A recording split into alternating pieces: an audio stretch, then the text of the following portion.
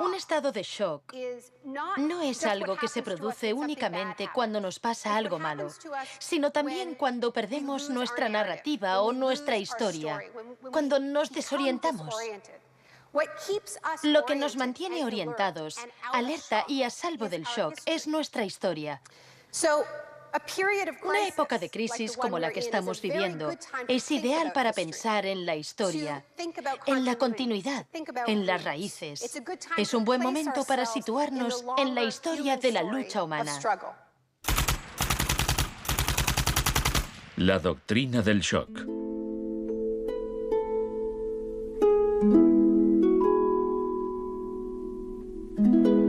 Todo empezó el 1 de junio de 1951, cuando representantes de agencias de inteligencia occidentales se reunieron en secreto con profesores universitarios en el Hotel Ritz-Carlton de Montreal. Como resultado de esta reunión, el ejército financió una investigación sobre el aislamiento sensorial en la Universidad de McGill. El aislamiento sensorial es una forma de producir una monotonía extrema. Provoca una reducción de la capacidad crítica, nubla la mente y el sujeto se queja de que ni siquiera puede fantasear. Y cuando un estudiante universitario no es capaz de fantasear, mal asunto. Mientras experimentábamos, empecé a creer que quizá algo que causara incomodidad o incluso dolor sería más tolerable que las condiciones de aislamiento que estudiábamos. Hebb decidió dejar de trabajar en la investigación. No tenía idea, cuando lo propuse, del arma tan terrible, tan potencialmente terrible que podía llegar a ser. Este es nuestro momento, nuestra oportunidad. Pero los experimentos continuaron bajo las órdenes del ambicioso jefe de psiquiatría, el Dr. Ewen Cameron. Su trabajo iba mucho más allá que el nuestro. Nosotros dejábamos muy claro que el sujeto podía marcharse en el momento en que quisiera, y algunos se iban. Los pacientes de Cameron no tuvieron tanta suerte. El Allen Memorial Institute, donde trabajaba, empezó a parecer una macabra cárcel donde Cameron llevaba a cabo experimentos extraños con sus pacientes de psiquiatría. Quería borrarles la mente, dejársela en blanco para reprogramarlos desde cero.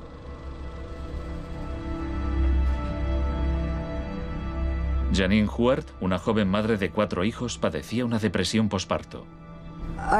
Me entraban escalofríos cuando me decían, mañana te toca tratamiento de electrochoque.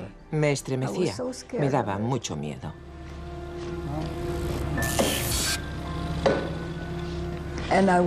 Despertaba en otra habitación, totalmente confundida y triste. Y me quedaba muy afligida después. Iba por ahí caminando como una zombie. Cameron combinaba los electrochoques con las curas de sueño y la repetición de mensajes grabados. Decía, Janine, Janine, estás rehuyendo tus responsabilidades. No quieres cuidar de tu marido ni de tus hijos. Lo repetía una y otra vez. Suena como si la interrogaran.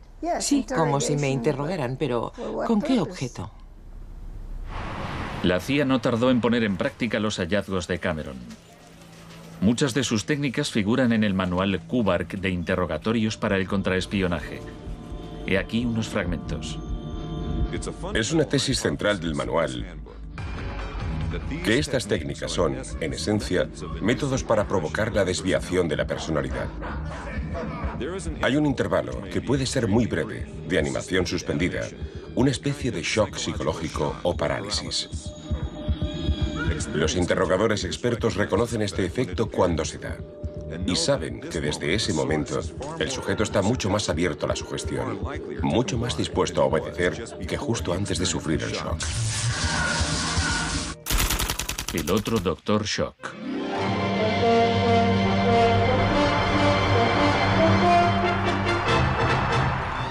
En la misma época en que Ewen Cameron realizaba sus experimentos en Montreal, un partidario de otro tipo de shock trabajaba no muy lejos de allí. Milton Friedman era profesor de economía en la Universidad de Chicago. Creía que la terapia de shock económico impulsaría a las sociedades a aceptar un capitalismo más puro y desregulado. En octubre de 2008, durante la mayor crisis financiera desde 1929, Naomi Klein acudió a la Universidad de Chicago para hablar de Milton Friedman.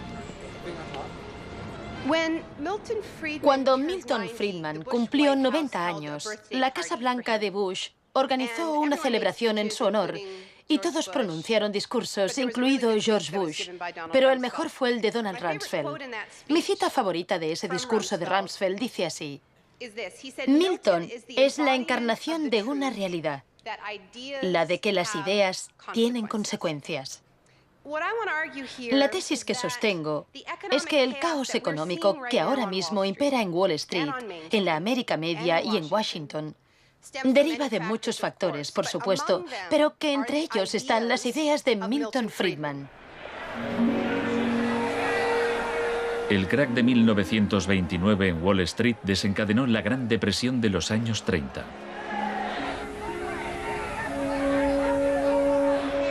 En la base de las tesis de Friedman estaba su oposición a la política del New Deal anunciada por el presidente Franklin Roosevelt en su discurso de investidura.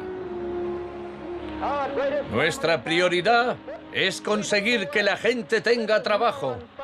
No es un problema insoluble si lo abordamos de forma inteligente y con valentía.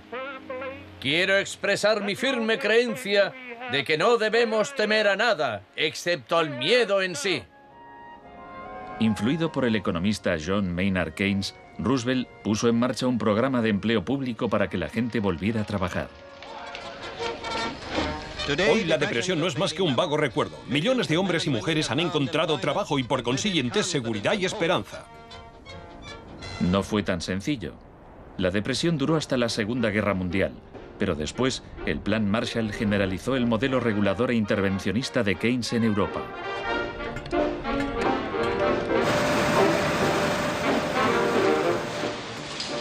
Sus principios gozaron de gran aceptación, aunque no por parte del Departamento de Economía de la Universidad de Chicago. Milton Friedman, desde esta universidad, libró una guerra contra el New Deal. Friedman era miembro de un grupo llamado Sociedad Mont Pelerin, dirigida por el economista Friedrich von Hayek. Creían que si el gobierno dejaba de prestar servicios y de regular los mercados, los problemas de la economía se resolverían solos. En los 50 los consideraban bichos raros, pero en los últimos 30 años sus ideas se han convertido en la doctrina económica dominante. La tesis de la doctrina del shock es que nos han contado un cuento sobre cómo estas medidas radicales han triunfado en el mundo, que no se han propagado de la mano de la libertad y la democracia, sino que han requerido shocks, crisis y estados de emergencia. Milton Friedman entendía la utilidad de las crisis. Solo una crisis, real o percibida, produce auténticos cambios. Cuando esa crisis sobreviene, las medidas que se toman dependen de las ideas que flotan en el ambiente. Primera puesta a prueba, Chile. Fue en Chile donde los seguidores de Friedman aprendieron a explotar un shock o crisis a gran escala. Por lo general, los voceros del neoliberalismo, los publicistas oficiales, ni siquiera mencionan a Chile. Empiezan a contar la historia a partir de Thatcher y Reagan, porque eso queda mucho mejor. En los años 50 y 60, las medidas progresistas de desarrollo en Chile eran un modelo para la zona. El gobierno invertía en salud, educación e industria. Las empresas estadounidenses temían por sus inversiones. Como respuesta, el Departamento de Estado comenzó a becar a estudiantes de Chile y el resto de Sudamérica para que estudiaran economía de libre mercado con Milton Friedman. La Universidad de Chicago tenía un convenio con la Universidad Católica de Chile que permitía a muchos chilenos venir a Chicago, donde les impartíamos formación y se doctoraban. Los estudiantes regresaban a Chile a dar clases. El Departamento de Economía de la Universidad Católica en Santiago se convirtió en una mini escuela de Chicago. Arnold Harberger, el economista que dirigía el programa, se describía como misionero totalmente entregado. En 1970, la Unidad Popular de Salvador Allende ganó las elecciones con un programa que proponía nacionalizar grandes sectores de la economía.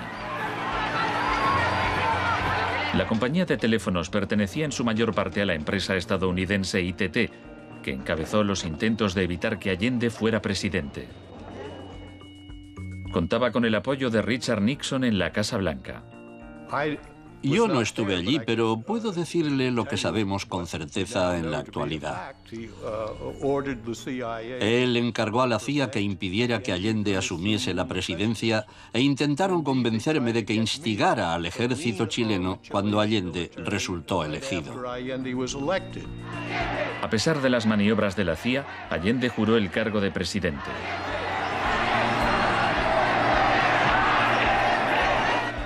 Richard Nixon ordenó al director de la CIA que hiciera gritar a la economía. El señor Nixon es presidente de Estados Unidos y yo soy presidente de Chile. Yo no tendré un término despectivo contra el señor Nixon mientras el señor Nixon respete al presidente de Chile. Comenzó a fraguarse un golpe militar. Los Chicago Boys chilenos se pusieron a trabajar en un programa económico de 500 páginas llamado El Ladrillo. Con dinero de Estados Unidos se hizo todo lo posible por desestabilizar la economía. Se declaró una huelga de camioneros que paralizó fábricas y tiendas. Hubo un golpe de Estado fallido el 29 de junio de 1973. Después, el 11 de septiembre, bajo el mando del general Pinochet, el ejército asaltó el Palacio Presidencial. El shock de la guerra. Chile había disfrutado durante 41 años ininterrumpidos de un régimen democrático que estaba siendo derrocado por medio de la violencia. Para Pinochet y sus partidarios el golpe era una guerra, y desde luego estaba concebido para parecerlo. Fue el precursor chileno de la doctrina militar de shock y pavor.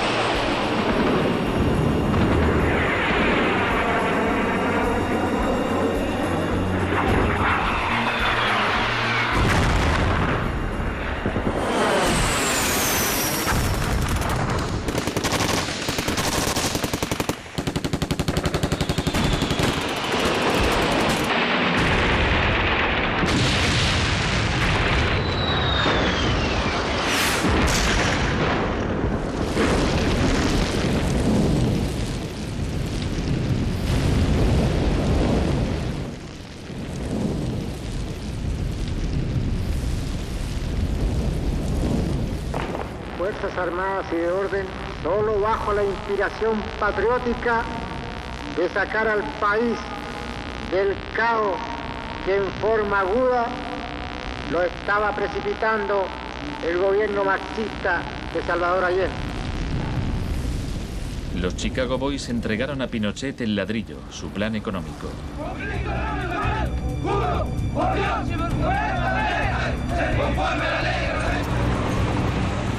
Los días siguientes, más de 13.000 opositores fueron detenidos y encarcelados.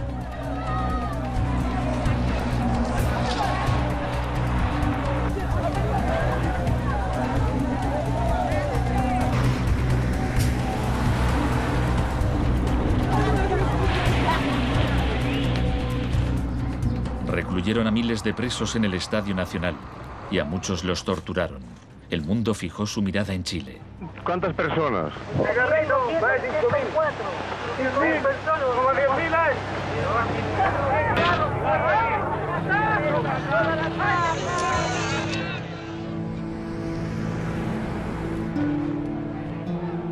A principios de noviembre liberaron a 5.000 presos. A los 900 que quedaron los trasladaron a otros centros de detención.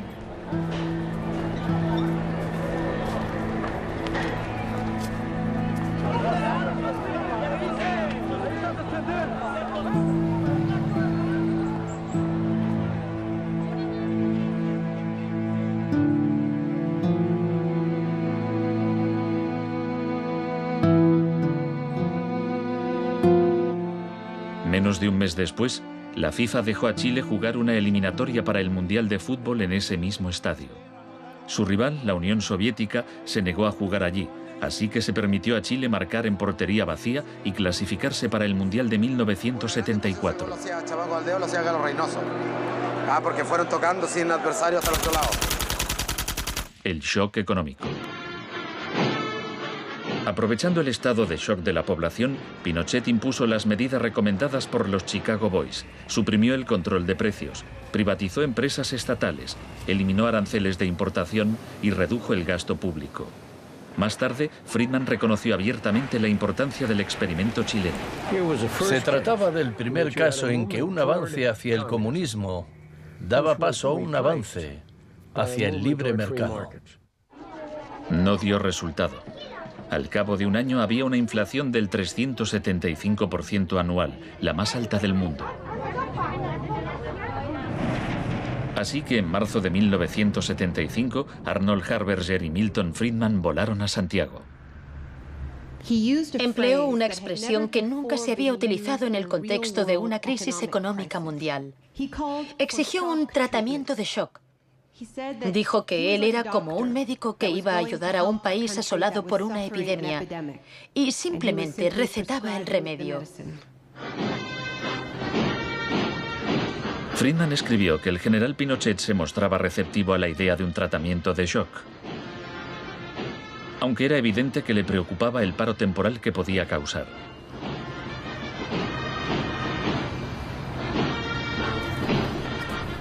Pronto quedó claro que la política económica de Friedman favorecería a los ricos a costa de los pobres. Se calculaba que una familia que intentara subsistir con el salario mínimo tendría que gastar el 74% de sus ingresos en pan. Viajar en autobús o beber leche se había convertido en un lujo.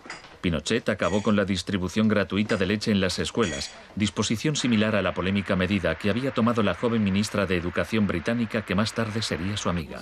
¿Me siento aquí? Gracias. Muchas gracias. Para poder imponer estas políticas económicas, había que sembrar el miedo hacia un enemigo. Tampoco creo que se haya triunfado totalmente sobre el marxismo. El marxismo es como un fantasma. Cuesta mucho tomarlo. Mejor dicho, no se puede tomar.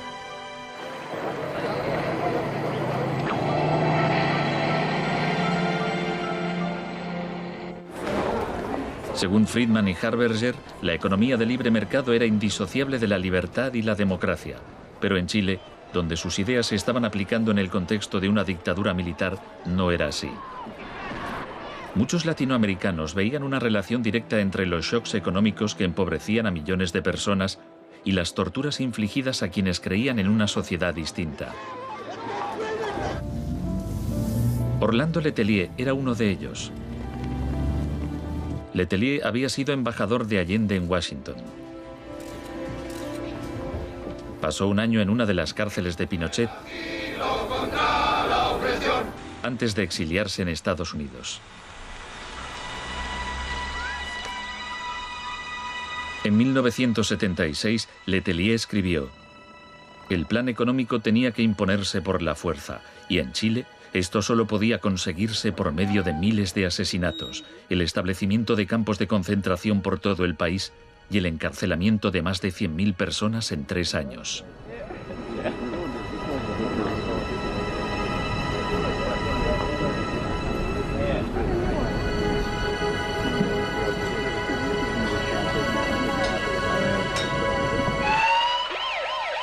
Antes de que pasara un mes, Letelier murió en un atentado con coche bomba. Buenas tardes. Una potente explosión ha destrozado un coche que circulaba por el normalmente tranquilo Embassy Road de Washington. El chileno era Orlando Letelier, ministro de Exteriores durante los últimos meses del régimen marxista del difunto Salvador Allende. Damos paso a Richard Roth. Michael Townley, miembro de la policía política secreta de Pinochet, estaba detrás del atentado. Había entrado en Estados Unidos con pasaporte falso y la CIA estaba al corriente de ello. Michael, buenas noches. Buenas noches, Pablo. La opinión del Poder Judicial chileno, ¿hay confianza en él? Mire, yo confío plenamente en la justicia chilena, como patriota y luchador antimarxista y juntista por sobre todas las cosas. Pese a su confianza, Townley fue extraditado a Estados Unidos y condenado por el asesinato de Letelier. Pinochet gobernó Chile como dictador durante 17 años. Pero en una entrevista en que se sinceraba, Harberger seguía negándolo. Un gobierno represivo no puede durar mucho tiempo en el marco de un sistema de auténtica libertad económica. El año del asesinato de Orlando Letelier se le concedió a Friedman el Premio Nobel de Economía. Saben, tienen una idea totalmente deformada de lo que pasó. Les explicaré un par de cosas. En primer lugar, universidades chilenas me ofrecieron 2 títulos honoríficos antes de que yo viajara allí. Rehusé aceptarlos porque dichas universidades se financiaban en parte con fondos públicos y yo no quería dar en ningún caso la impresión de que apoyaba el régimen político de Chile. No soy representante de Chile, no soy asesor de Chile, ni tengo responsabilidades para con el gobierno de Chile.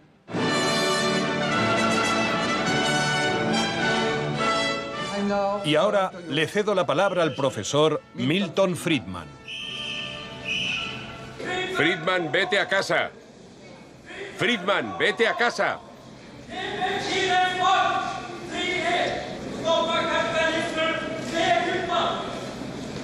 Lamento este incidente.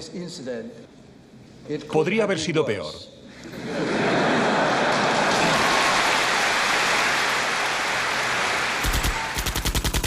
La revolución se propaga. El propósito de la doctrina del shock es contar una historia alternativa de cómo esa oleada salvaje de capitalismo puro e incontrolado que estamos viviendo llegó a dominar el mundo. Chile no fue el único país de Sudamérica que adoptó las políticas de la Escuela de Chicago. Los seguidores de Friedman ocupaban cargos clave en Brasil y asesoraban el gobierno de Uruguay. Entonces, el 24 de marzo de 1976, un golpe militar derrocó al gobierno de Isabel Perón en Argentina. Una junta de 3 generales tomó el poder bajo el mando del general Videla. Los Chicago Boys accedieron a puestos económicos relevantes en el gobierno militar. Aprovecharon la oportunidad para introducir importantes reformas económicas y sociales. Un año después del golpe, los sueldos habían perdido el 40% de su valor, se cerraban fábricas y la pobreza se disparó. Como en Chile, hubo que aterrorizar al pueblo para que aceptara estas medidas económicas. Videla aprendió de la experiencia de Pinochet. Adoptó la táctica de hacer desaparecer personas. Para equilibrar el terror público y privado, llevaban a cabo los secuestros en plena luz del día y después siempre podían negarlos. Fue necesario cumplimiento de la misión que la nación le tiene asignada, articular la defensa de la sociedad argentina. Las reglas de esta guerra no convencional, que no buscamos ni provocamos, son distintas. Muchas de las técnicas empleadas por los militares chilenos y argentinos las habían aprendido en la Escuela de las Américas dirigida por Estados Unidos. Enseñaban técnicas de tortura.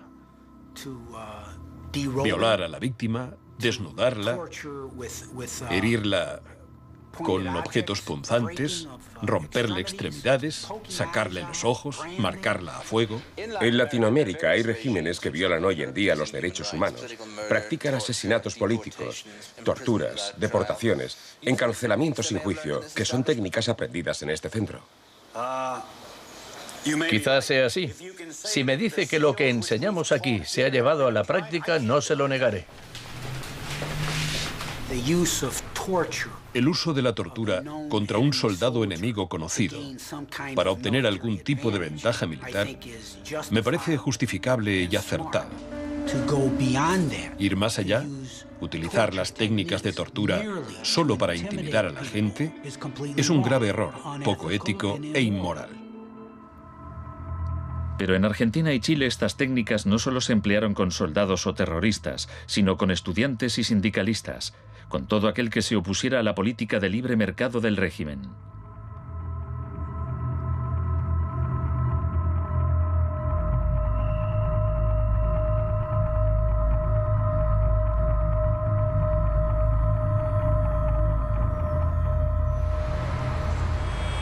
En 1978, la Junta de Argentina fue anfitriona del Mundial de Fútbol. La final se jugó en un estadio que estaba aproximadamente a 1 kilómetro del mayor centro de detención del país, donde había miles de presos en cámaras de tortura. Decir que con los goles, con el grito de gol, se tapaba la voz de los secuestrados, los gritos de los secuestrados, era una realidad. Organización extraordinaria, miles y miles de banderas, miles y miles de gargantas enronquecidas, 25 millones de argentinos que tienen un solo color, el celeste y blanco. El fútbol ha hecho el milagro del país, de este país maravilloso que nos siguen atacando a aquellos que... Argentina llevó su régimen de terror un paso más lejos que Chile.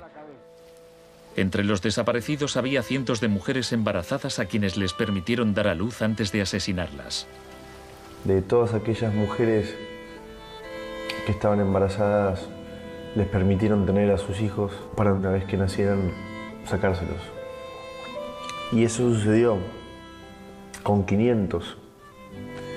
Yo soy uno de esos 500.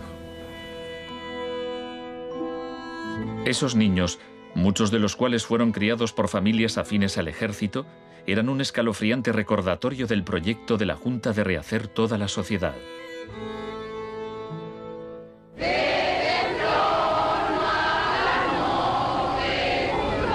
Cuando la Junta aún detentaba el poder, un grupo de madres y abuelas de desaparecidos empezaron a protestar en la Plaza de Mayo.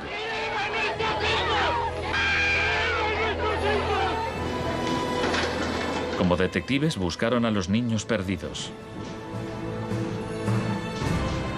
Tras la caída de la Junta, localizaron a algunos y los reunieron con sus familias. De vez en cuando encontraban restos. Por lo general, no encontraban nada. El general Videla fue declarado culpable de asesinato, secuestro y tortura. Señores jueces, nunca más. Se le condenó a cadena perpetua.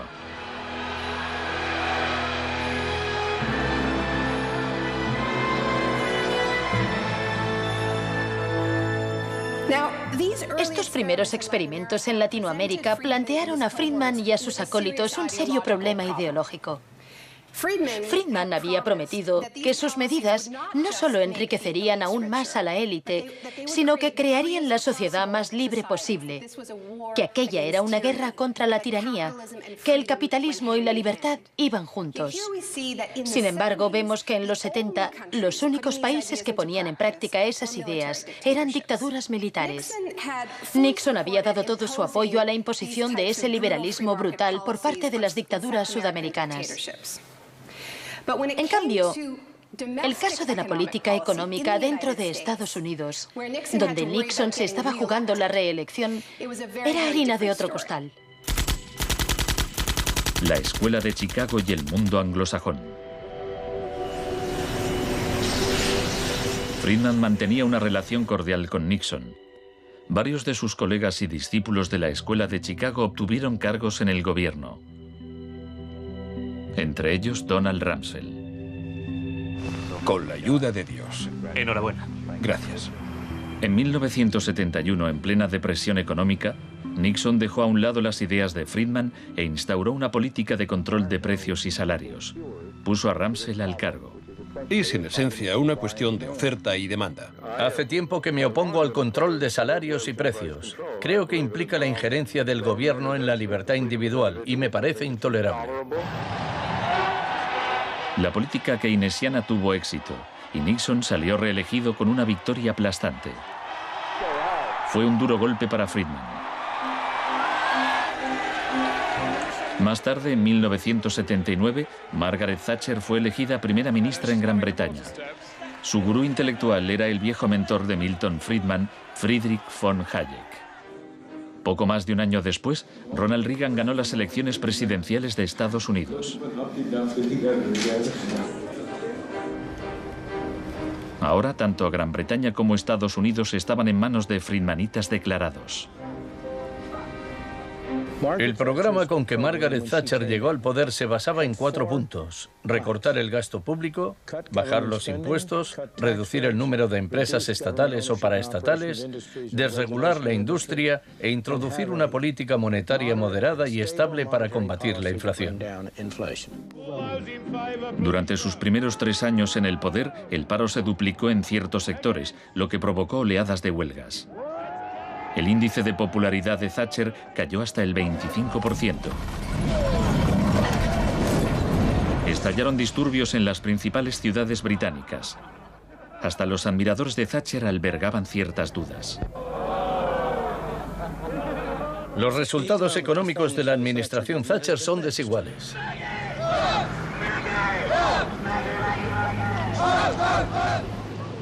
A quienes esperan ansiosos a que yo haga caso del eslogan favorito de los medios, dar vuelta atrás, solo puedo decirles una cosa: dad vuelta atrás vosotros si queréis. La dama no es partidaria de ello. Friedrich von Hayek instó a Thatcher a adoptar las políticas de shock económico de Pinochet.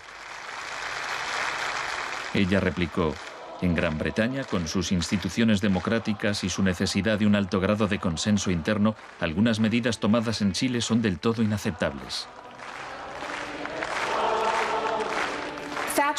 La enorme impopularidad de Thatcher demostraba una vez más que el fundamentalismo del libre mercado era demasiado impopular y perjudicaba directamente a demasiada gente como para sobrevivir en un sistema democrático que requería el consentimiento de los gobernados, a diferencia de una dictadura militar. Lo que sacó a Thatcher del abismo y salvó finalmente el proyecto fue una crisis, la crisis suprema, de hecho, una guerra. Estamos aquí porque, por primera vez en muchos años, un territorio de soberanía británica ha sido invadido por un país extranjero. El gobierno ha decidido que un importante destacamento zarpe en cuanto se hayan ultimado todos los preparativos. El acorazado Invincible irá en cabeza. La mayoría de los británicos ni siquiera había oído hablar de las Malvinas, pero cuando Argentina invadió el pequeño archipiélago a miles de kilómetros de distancia, en el Atlántico Sur, Thatcher aprovechó la ocasión para hacer honor al apodo Dama de Hierro. Caballeros, me dicen que la bandera blanca ondea sobre Stanley. La guerra terminó menos de 3 meses después. Cuando las tropas regresaron al Reino Unido, las celebraciones patrióticas inundaron el país. Thatcher ganó las elecciones de 1983 por amplia mayoría. Esto le permitiría aplicar una forma de terapia de shock económico como la impuesta en Chile.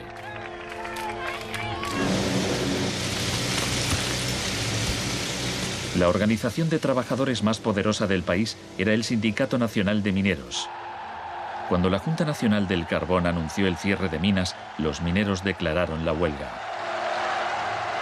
Zonas del centro de Londres están paralizadas por miles de mineros y simpatizantes que se manifiestan por la ciudad en favor de la huelga de mineros, la más larga y feroz jamás vivida en Inglaterra desde 1926, así como la más costosa.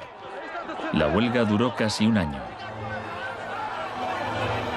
Thatcher empleó todos los medios a su disposición para acabar con el sindicato.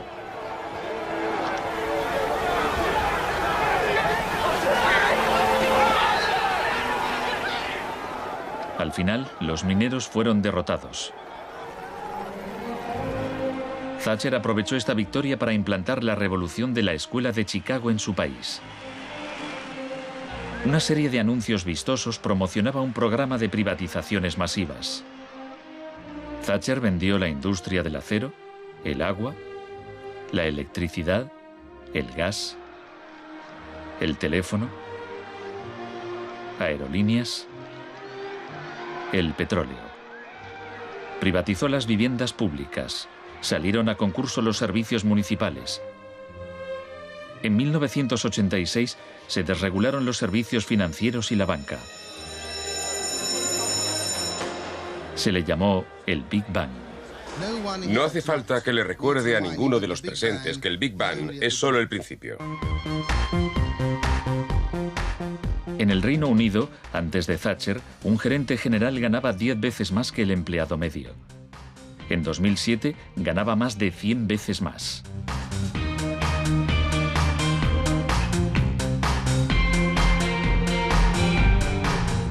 En Estados Unidos, antes de Reagan, los gerentes generales ganaban 43 veces más que el empleado medio.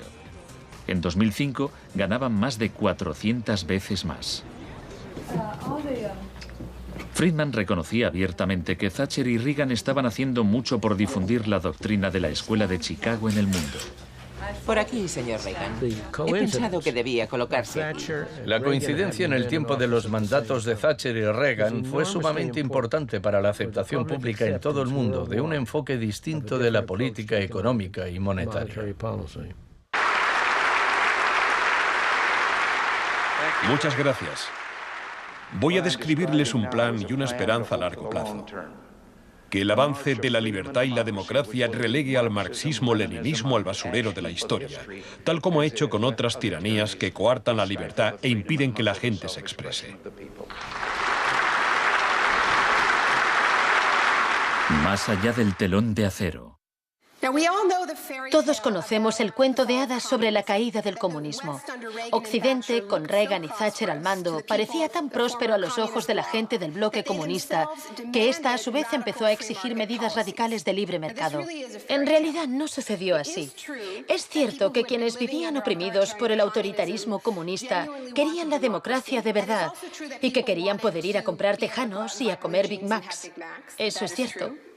Pero eso no significa que aspiraran al capitalismo salvaje con oligarcas descontrolados y sin protecciones sociales, que acabó por instaurarse en tantos países del bloque del Este que aún lo padecen hoy en día.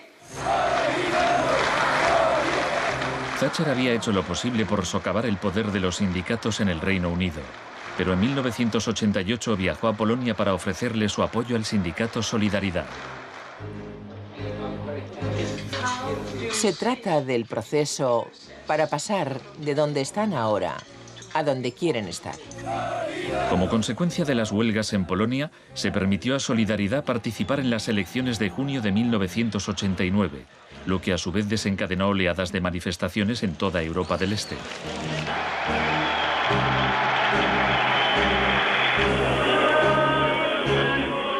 En épocas anteriores, la Unión Soviética había utilizado la fuerza para aplastar los movimientos democráticos. Pero ahora la URSS tenía un líder distinto, Mikhail Gorbachov, impulsor de la Glasnost y la Perestroika. Hablaba de una tercera vía, de una transición gradual hacia una socialdemocracia a la escandinava, algo a medio camino entre el capitalismo de libre mercado y el comunismo. Gorbachov cautivó al público y los políticos de Occidente. Es un líder audaz, decidido y valiente.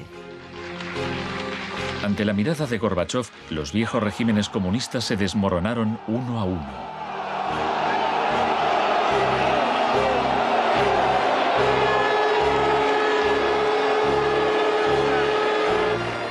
A finales de año, el símbolo más famoso de la división de Europa fue derribado.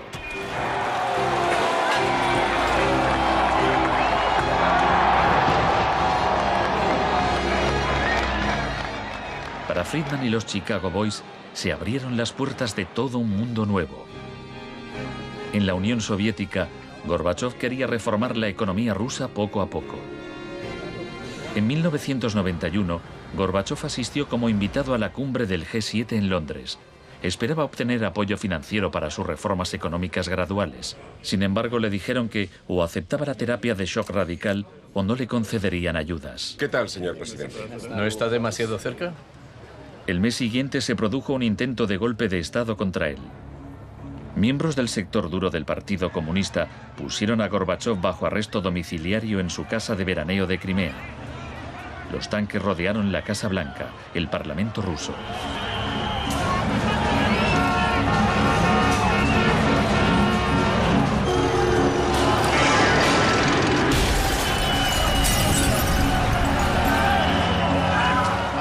En el caos de los enfrentamientos callejeros, era evidente que, para reforzar su posición, el sector duro debía recurrir a la violencia.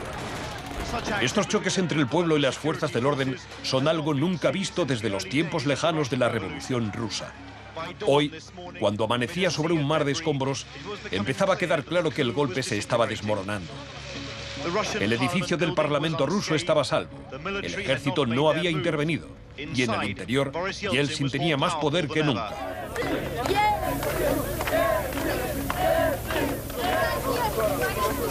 Fue un momento estelar para Yeltsin.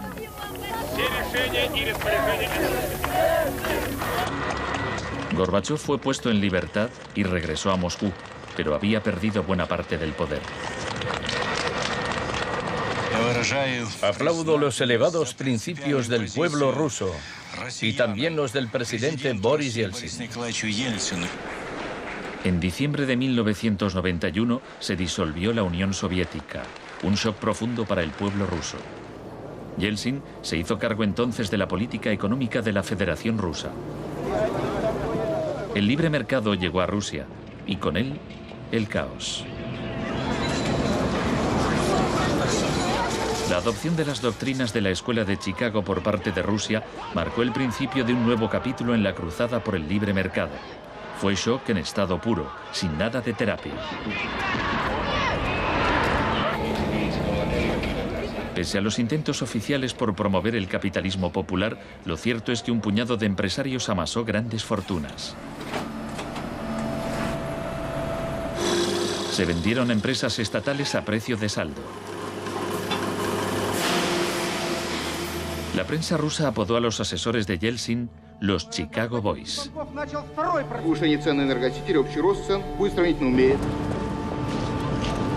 Gracias a la terapia de shock de Yeltsin, en 1992 los rusos consumían un 40% menos que en 1991. Un tercio de la población había caído en la pobreza y la gente tardaba meses en cobrar su sueldo. Según las predicciones de un experto, 140 millones de rusos pronto vivirán bajo el umbral de la pobreza. La corrupción era generalizada y el crimen organizado se disparó. Moscú se convirtió en el nuevo salvaje oeste.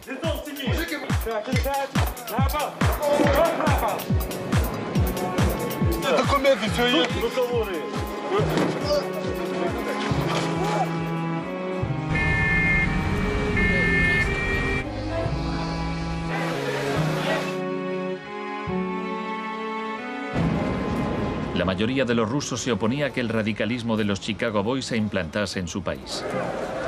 En marzo de 1993, el Parlamento tomó una decisión crucial. Votó a favor de retirarle a Yeltsin los poderes especiales que le había otorgado. Yeltsin instauró un régimen especial. El Tribunal Constitucional lo declaró ilegal.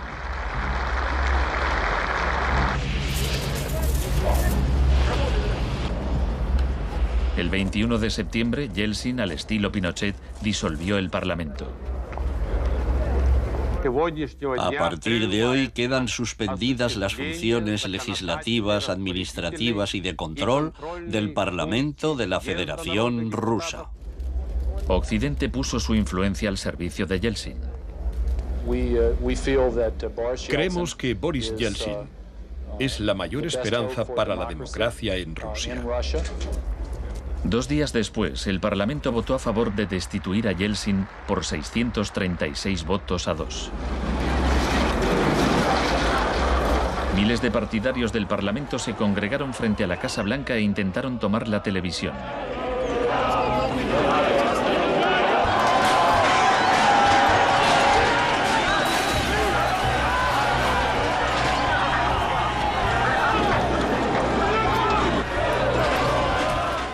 Parecía que los defensores del Parlamento iban ganando. Yeltsin voló de regreso a Moscú de su casa vacacional. Esa noche, 100 manifestantes murieron en los enfrentamientos con las fuerzas de Yeltsin.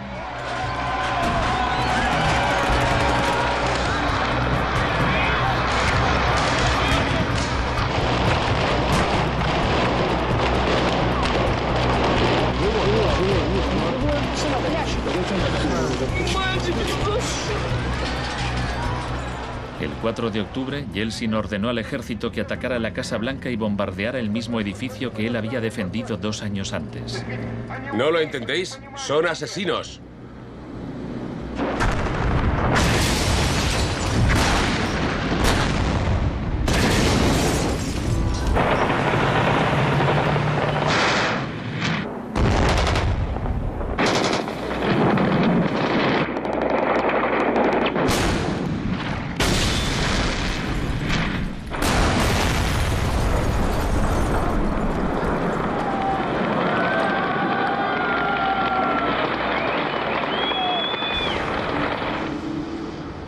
Warren Christopher, el secretario de Estado norteamericano, dijo: Estados Unidos no suele apoyar la suspensión de parlamentos, pero corren tiempos excepcionales.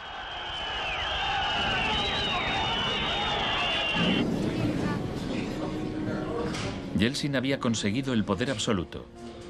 Asesorado por sus Chicago Boys, practicó un capitalismo de amigotes. Se pusieron a la venta más industrias estatales, y así nació una nueva clase de empresarios multimillonarios con influencia política, los oligarcas.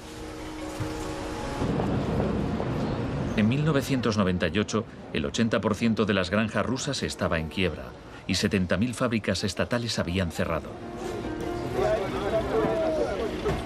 En 8 años, el número de pobres había aumentado en 72 millones, mientras Moscú pasaba a ser la ciudad del mundo con más multimillonarios.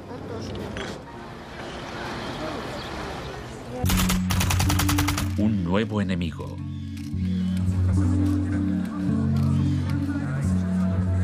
Buenas tardes, gracias por venir. Es un honor para mí anunciarles que voy a proponer a Donald Rumsfeld como secretario de Defensa. Estoy deseando servir de nuevo a mi país. Rumsfeld ya había sido secretario de Defensa en el gobierno de Gerald Ford. En ese entonces, el enemigo a temer era la Unión Soviética. No afirmo que nos estén invadiendo los rusos, sino sus tendencias. No digo que midan 3 metros, sino que medían 1,60 m, ahora 1,80 m y siguen creciendo. Ahora había un nuevo enemigo más cerca de casa. El 10 de septiembre de 2001, Rumsfeld expuso en un discurso sus planes para privatizar parte del ejército de Estados Unidos. Milton Friedman se habría sentido orgulloso. Decía: hoy hablaré de un adversario que representa una amenaza, una grave amenaza para la seguridad de Estados Unidos. Dicho adversario es uno de los últimos bastiones de la planificación central. Gobierna a golpe de planes quinquenales. Podría parecer que este adversario es la antigua Unión Soviética, pero ese enemigo ya no existe. Tenemos a este adversario mucho más cerca. Es la burocracia del Pentágono. Hoy le declaramos la guerra a la burocracia. Al día siguiente, el vuelo 77 de American Airlines se estrelló en el Pentágono y mató a 184 personas.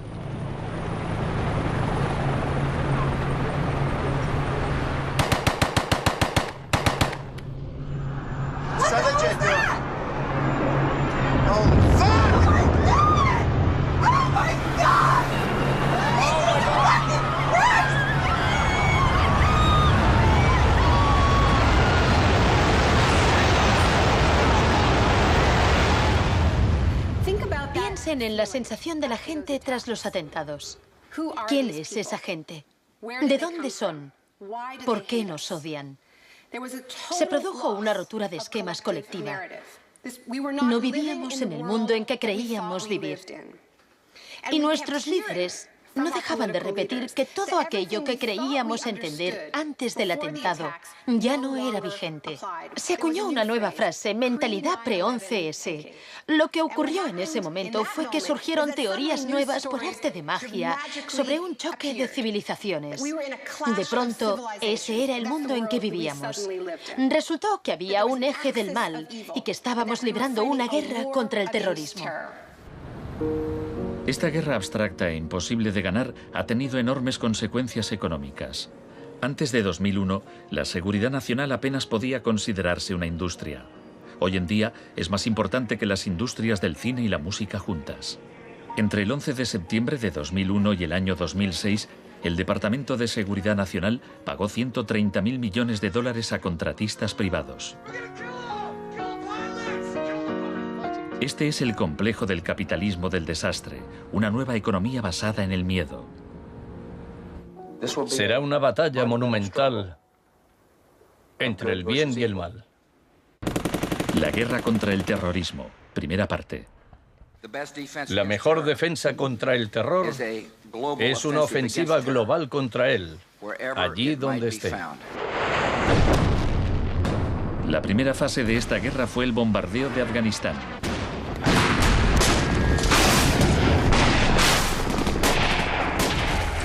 El gobierno talibán fue derrocado rápidamente. La posguerra resultó más complicada. Nuestra lucha contra el terrorismo empezó en Afganistán, pero no acaba allí. Buscamos sobre todo detenidos que nos sirvan para extraerles información.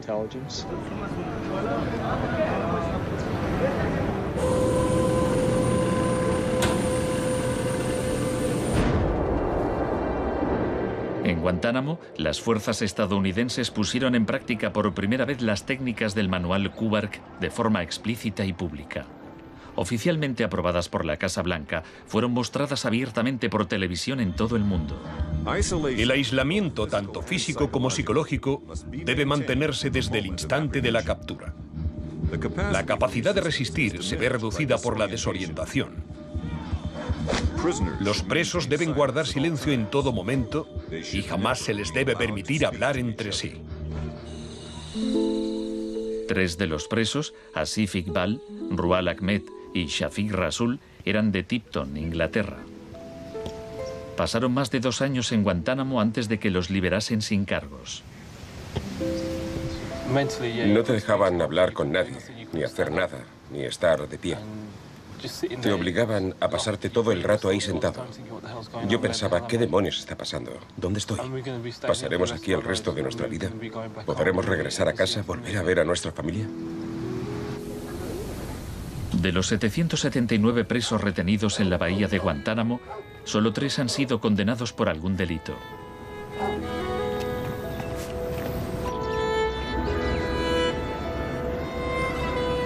Lo único que sé a ciencia cierta es que son mala gente. Era un mensaje para todo el mundo, un mensaje muy claro.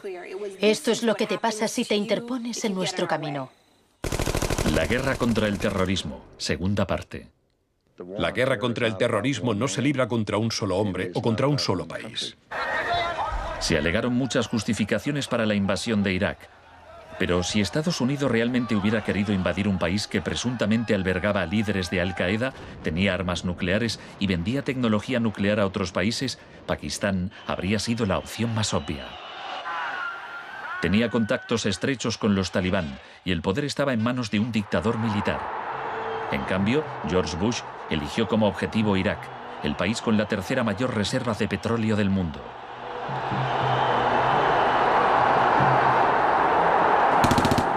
La guerra como tortura de masas. Los planes de guerra del Departamento de Defensa no son como los de la Guerra del Golfo. Están más en la línea de la invasión de Panamá de 1989. Según ha podido saber la CBS, se iniciará en el llamado Día A con A de ataques aéreos, ataques tan devastadores que hará que los soldados de Saddam no puedan ni quieran oponer resistencia.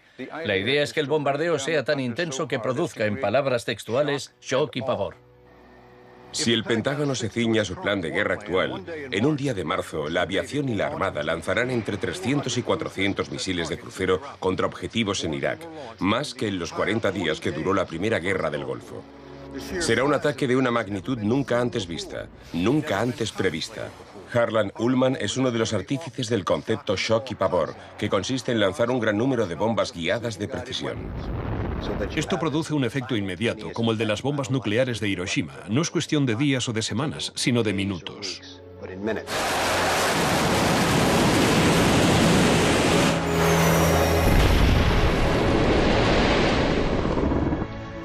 Además, paralizas la ciudad, es decir, la dejas sin energía ni agua y lanzas una campaña implacable de desgaste, de modo que al cabo de 2, 3, 4 o 5 días, ellos quedan agotados física, emocional y psicológicamente. Anoche una zona de 1 milla cuadrada del centro de Bagdad parecía el infierno en la tierra. Durante la primera oleada de bombardeos, los ciudadanos de Bagdad sufrieron una versión del aislamiento sensorial descrito en el manual Kubark. En el caos que siguió a la caída de Saddam Hussein, Estados Unidos hizo poco por impedir los saqueos. Algunos cargos del gobierno incluso los consideraban un punto de partida para desmantelar el Estado iraquí. John Agresto, encargado de reorganizar la educación superior, veía el saqueo de escuelas como una oportunidad para empezar de cero. De hecho, antes de las sanciones, Irak tenía el mejor sistema educativo de la región y una tasa de alfabetización del 89%. En cambio, en Nuevo México, estado natal de Agresto, el 46% de los ciudadanos eran analfabetos funcionales. En Irak se aplicaron 3 formas de shock distintas que actuaban a la vez y se complementaban entre sí. Estaba el shock de la guerra, seguido de inmediato por la terapia de shock económico impuesta por Paul Bremer. Y como la resistencia a esa transformación económica, a ese shock económico rápido iba en aumento, se aplicó el shock de la represión y la tortura. 3 clases de shock distintas. El shock económico.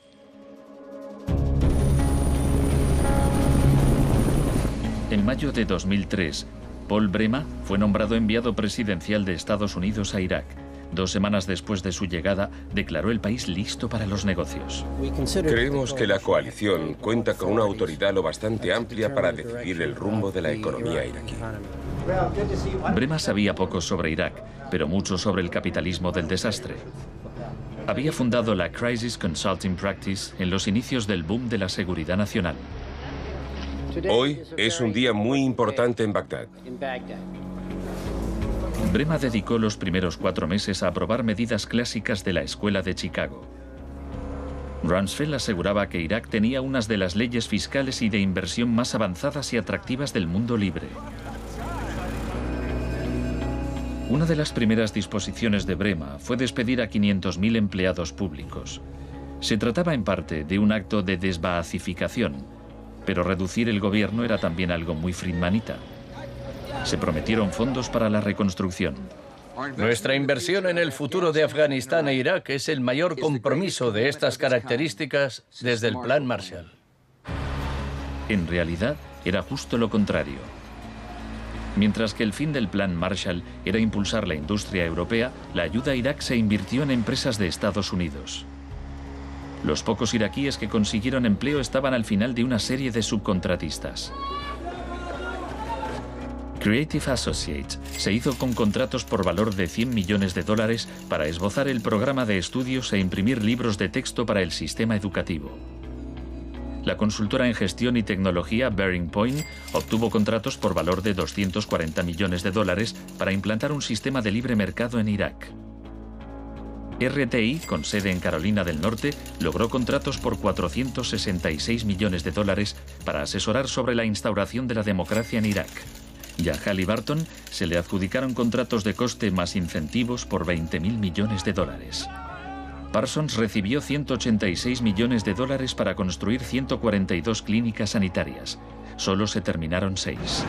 El suministro básico de electricidad y agua apenas mejoró, pese a los miles de millones que se gastaron durante los primeros 4 años.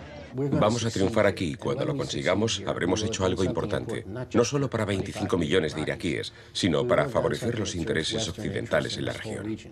Hasta los nuevos billetes iraquíes se imprimían en el extranjero. Les mostraré un ejemplo de estos billetes. Estados Unidos incluso llegó a pagar a empresas privadas para que supervisaran a las empresas privadas que habían logrado contratos.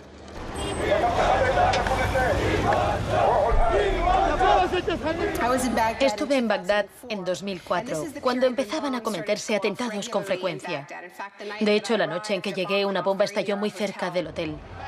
Pero lo que más me impactó entonces fue que, a pesar de la violencia y del caos, los iraquíes salieron a la calle a protestar al día siguiente. 19 muertos y 100 heridos en Nayaf. Lo que pedían en esa época era elecciones, tener voz y voto en el desarrollo de la era post-Saddam. En los primeros días de la ocupación, las protestas eran pacíficas, pero a medida que pasaba el tiempo, como las protestas no daban resultado, cada vez más iraquíes se unían a la resistencia armada.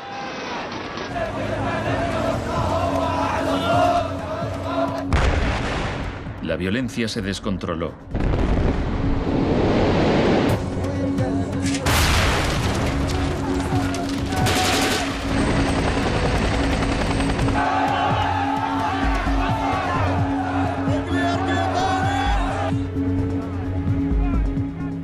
Como había ocurrido en Sudamérica 3 décadas antes, se dejaban cuerpos en la cuneta a modo de advertencia. Eran los desaparecidos de Irak.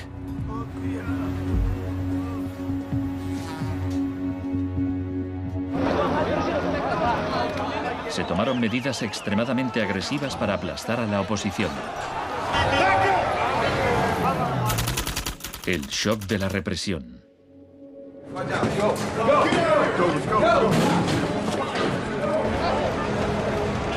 Durante los primeros 3 años y medio de la ocupación, se capturó a 61.500 iraquíes. En la primavera de 2007, 19.000 seguían detenidos. En prisión los interrogaban con técnicas derivadas de las que ideó la CIA, basándose en los experimentos realizados por Ewen Cameron en los años 50.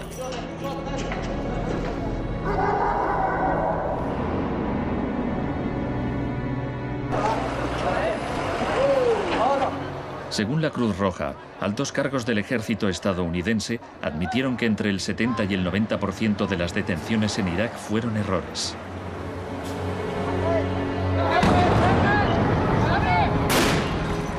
Aunque el caos que reina en el país parezca un fracaso de la terapia de shock, en Irak el capitalismo del desastre ha florecido. El desastre en sí era una buena oportunidad para hacer negocio.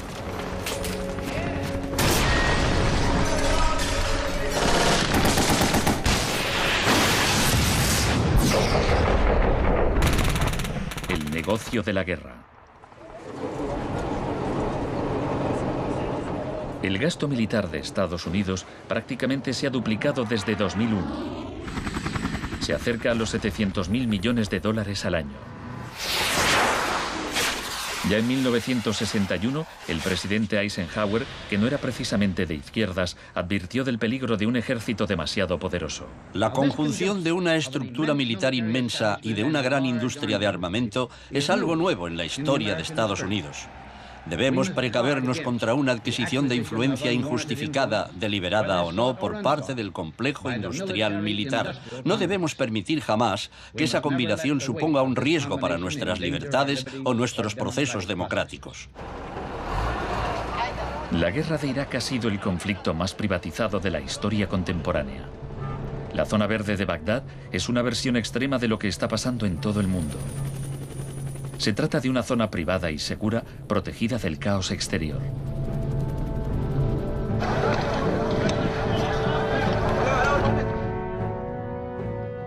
En 1991, durante la Primera Guerra del Golfo, por cada 100 soldados había un contratista militar. En 2003, cuando empezó la guerra de Irak, por cada 100 soldados había 10 contratistas.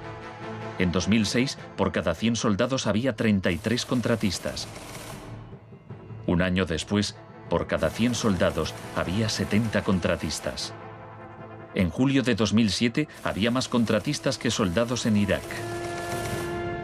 Esto iba incluso más lejos de lo que Milton Friedman se había atrevido a soñar.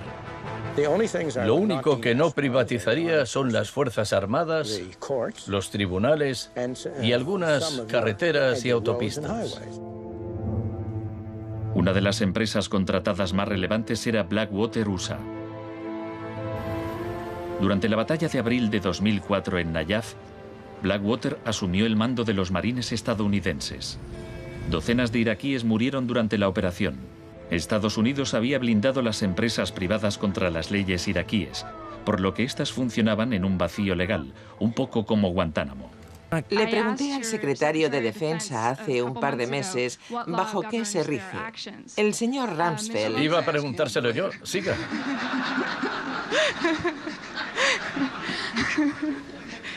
¡Socorro! Iba... Del mismo modo que la terapia de shock de Cameron dejaba a los pacientes confundidos y deshechos, los múltiples shocks infligidos a Irak redujeron al país a un estado de anarquía y violencia sectaria. En la época en que ejecutaron a Saddam, en 2006, morían 1000 iraquíes por semana.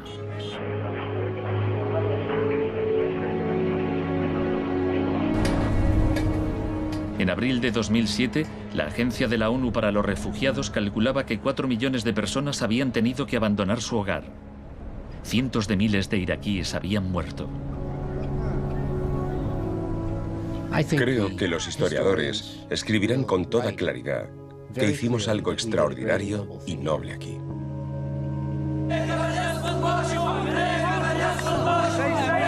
Esta es una manifestación contra el terrorismo americano. Los americanos arrestan y matan a mujeres y niños, insultan a los ancianos y matan a los jóvenes. América es terrorismo, América es terrorismo.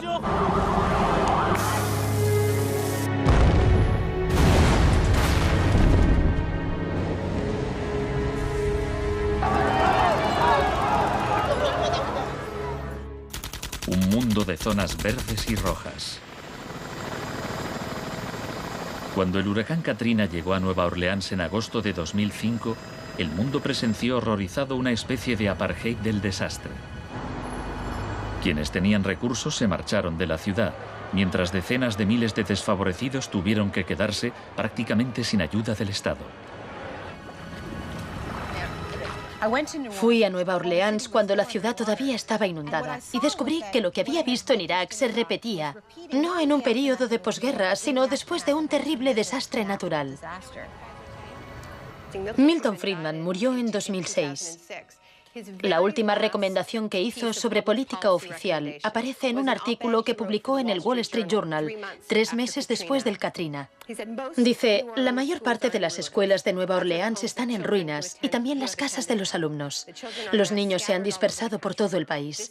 Es una tragedia y también una oportunidad para introducir reformas radicales en el sistema educativo. Proponía privatizar completamente los colegios de la ciudad. Era su canto del cisne.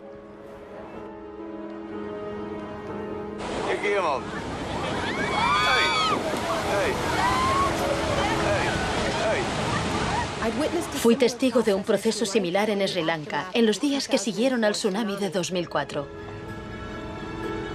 A gente que había vivido en la costa desde hacía generaciones se le impidió volver a fin de poder privatizar los terrenos y venderlos a hoteles de lujo.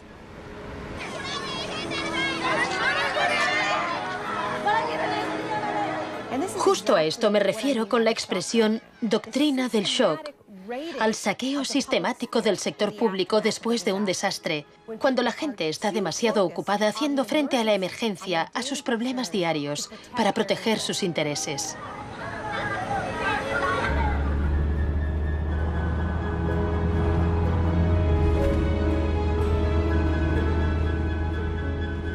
Tal vez el primer acto de resistencia sea negarnos a impedir que borren la memoria colectiva. En 2008, Naomi Klein visitó Villa Grimaldi con Isabel Morel, viuda de Orlando Letelier. Villa Grimaldi es un monumento a la crueldad del régimen de Pinochet y a su posterior derrota. Villa Grimaldi fue el principal centro de tortura mientras se buscaba implementar la política de shock económico. Esta es la que tú señalas en el libro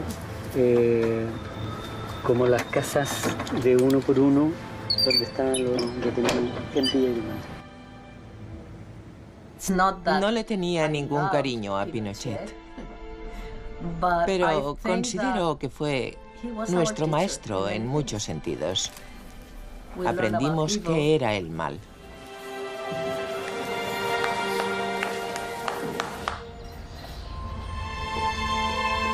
En 1988, Pinochet fue detenido cuando se encontraba en Londres. Su vieja aliada, Margaret Thatcher, permaneció a su lado. Sé lo mucho que le debemos.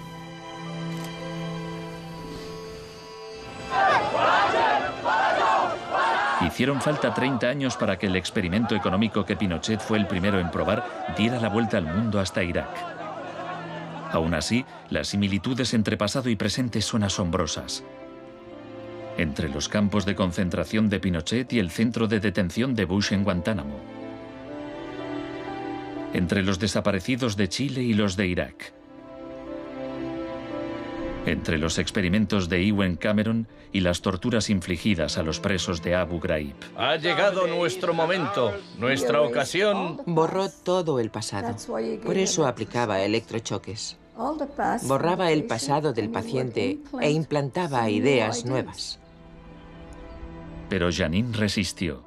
En 1988, la CIA accedió a indemnizar a Janine y a otras víctimas de los experimentos de Ewen Cameron. Janine, ¿estás orgullosa de que, aunque intentaron hundirte, tú has luchado con todas tus fuerzas y has vencido? En cierto modo, sí. En cierto modo. Porque creo que todavía me queda una pizca de fuerza de voluntad. Es muy difícil luchar contra un gobierno. La gente me decía: Janine, no puedes luchar contra el gobierno, no te das cuenta, son muy poderosos. Pero yo tenía fe en que ganaría. El fin de una era. Los mercados no regulados son volátiles por naturaleza. Las burbujas se inflan y al final estallan inevitablemente. Tras la desregulación del Big Bang, en los 80, se han producido varios shocks económicos. En 1987 hubo un lunes negro. Los mercados se desplomaron de forma espectacular. Fue el mayor derrumbe porcentual ocurrido en un mismo día en la historia de la bolsa. En 1992 hubo un miércoles negro cuando los especuladores de divisas hicieron fortunas apostando contra la libra. En 1997 estalló la crisis asiática. En un año, 600.000 millones de dólares se perdieron en las bolsas de Asia.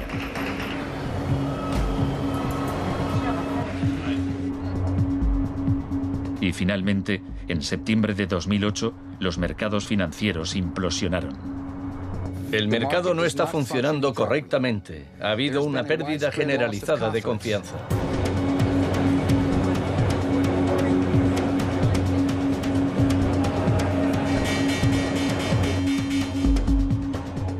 El 15 de septiembre, Lehman Brothers se acogió al capítulo 11 de la Ley de Quiebras. Solo una semana después, se anunció que los empleados de sus oficinas en Nueva York cobrarían 2.500 millones de dólares en primas. Se calcula que empresas de Wall Street pagaron 18.400 millones en primas el año del crack. Pese al torrente de retórica populista de quienes dicen plantar cara a los peces gordos y defender a los ciudadanos sencillos y no a Wall Street, nos encontramos ante una transferencia de riqueza de proporciones incalculables. Se está transfiriendo riqueza del sector público, de las manos del gobierno, que la ha recaudado de la gente de a pie en forma de impuestos, a manos de las empresas y los individuos más ricos del mundo. Huelga decir que son los mismos individuos y empresas responsables de la crisis. Nos encontramos en medio de un tsunami crediticio imprevisible. He encontrado un fallo cuyo alcance y duración ignoro, pero es algo que me tiene muy inquieto. En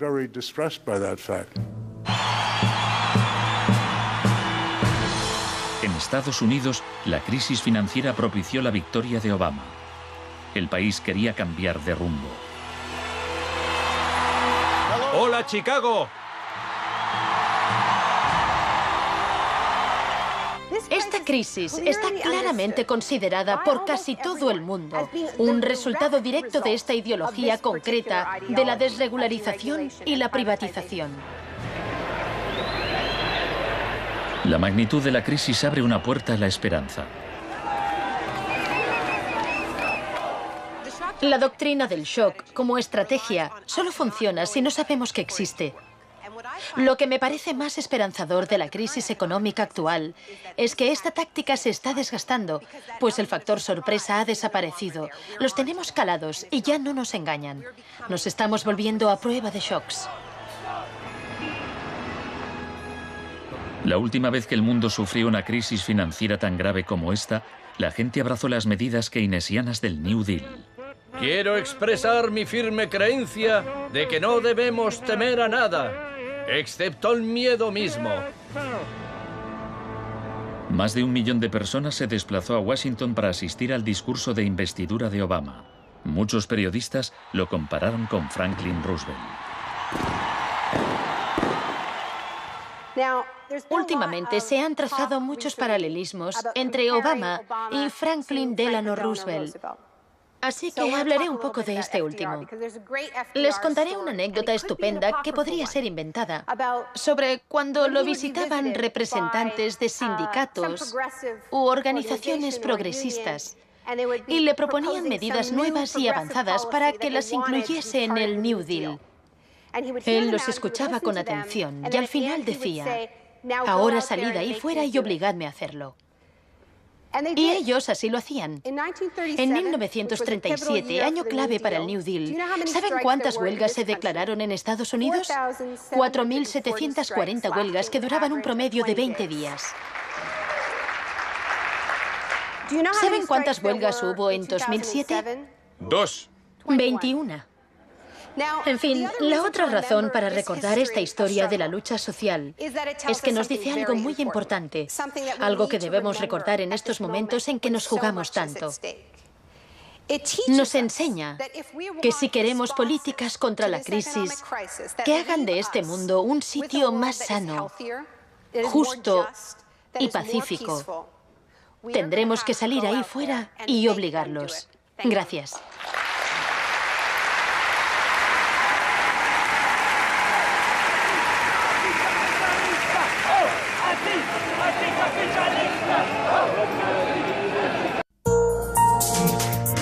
Volvemos en 2 minutos.